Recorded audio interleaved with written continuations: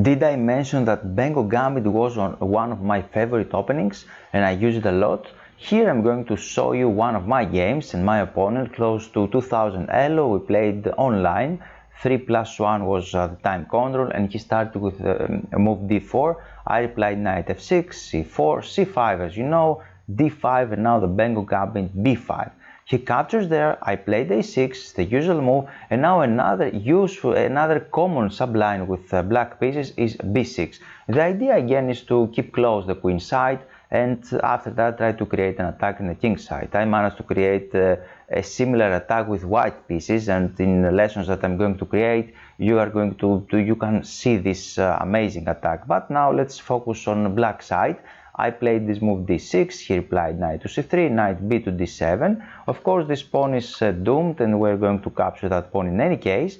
He continued developing the pieces, knight f3, g6, the standard plan, e4, bishop to g7, bishop e2, short castling, knight takes on b6. Now he played the maneuver, knight d2. This is an interesting move actually.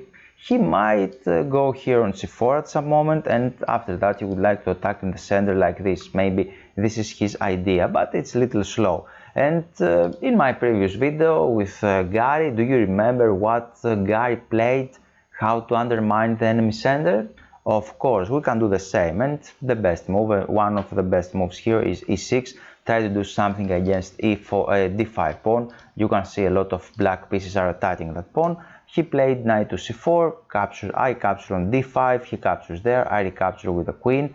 And now this one is very interesting actually, but I can recapture with the knight here, queen takes and bishop to b7. You can see black has perfect development right now. We are attacking the queen. This pawn is weak on d6, but we can say the same about the e4 pawn. And black is executing extremely strong pressure against b2 pawn. You can see this monstrous bishop on d7, the queen are threatening or attacking this pawn on b2.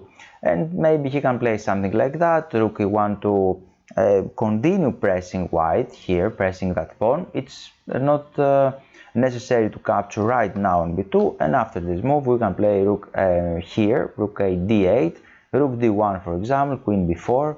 It's a little dangerous to capture immediately with the bishop, maybe because he has this rook to b1 move and try to pin the bishop. This is the idea, so we can try to play something else, queen d4, bishop e3 for example.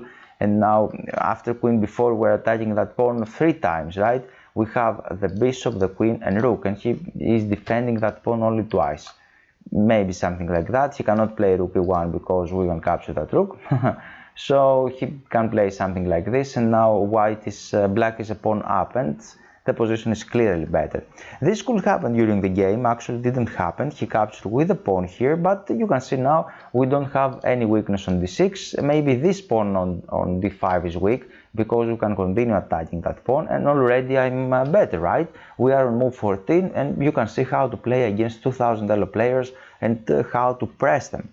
Rook e8 is a normal move, bishop to f3. Actually, you don't have a lot of good options with that bishop.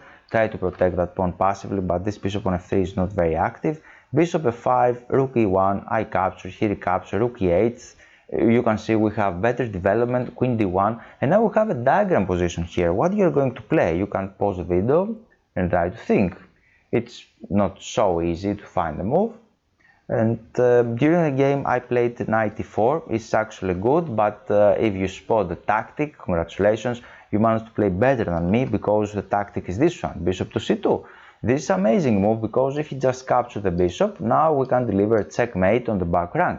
And after bishop to c2, his only move is queen here, and again we can play bishop to d3, attacking the queen again.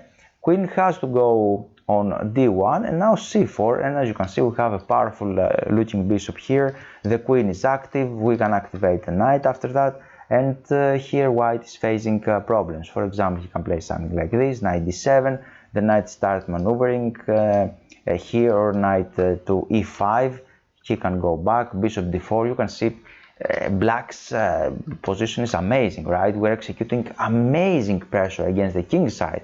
And with Benko, you can attack on queen side and king side as well.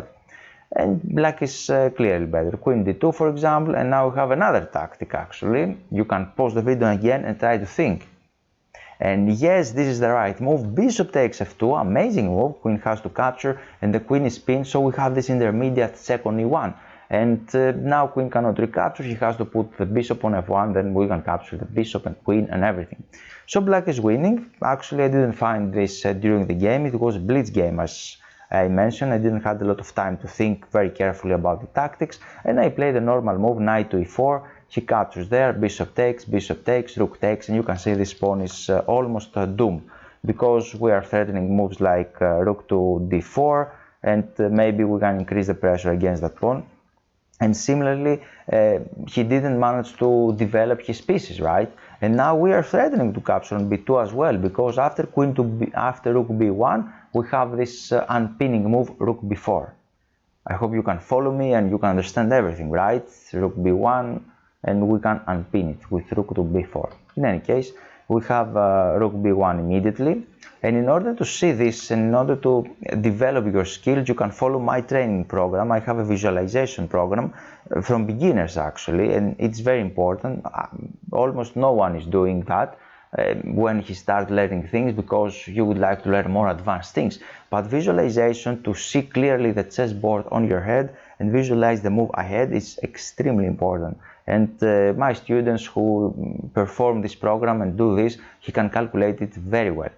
So here he played rook to b1, try to overprotect this pawn on b2, queen a5, attacking this guy, but not only this guy, we have another threat. Can you find the other threat?